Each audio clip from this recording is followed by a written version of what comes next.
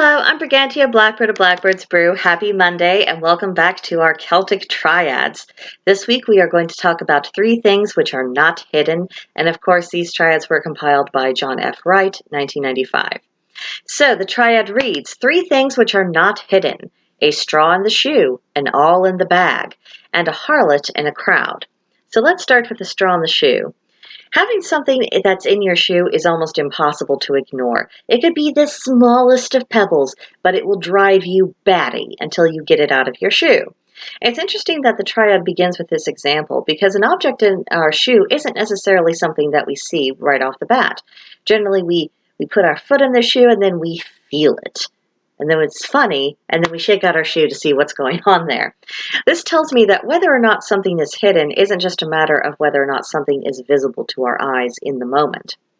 Next, we have the awl in a bag.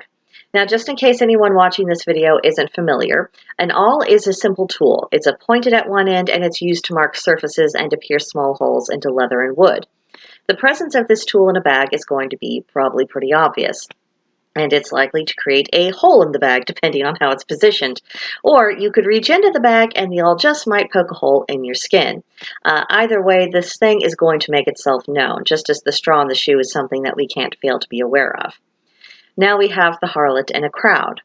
I came across conflicting views about how prostitution was perceived in the pre-Christian Celtic world, as well as, the context in which the prostitution was taking place. Obviously, what they call temple prostitution was probably viewed a little bit differently than what might have been going on in the local tavern. It's very difficult to come across any solid information, and when I did search, most of the results related either to different cultures or to modern-day prostitution.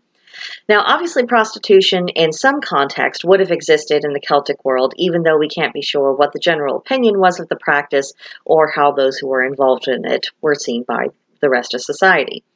That being said, across many cultures and time periods, prostitutes had a manner of dress that signaled that their services were on offer. Their appearance would, and oftentimes does, make them stand out in a crowd. This is also something that cannot be ignored, along with that awl in the bag and the straw in the shoe.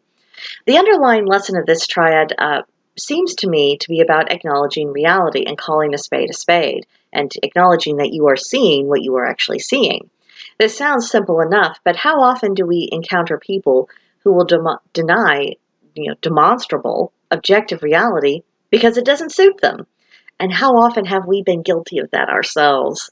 Eesh. You see, honesty isn't simply a matter of not deliberately lying to other people.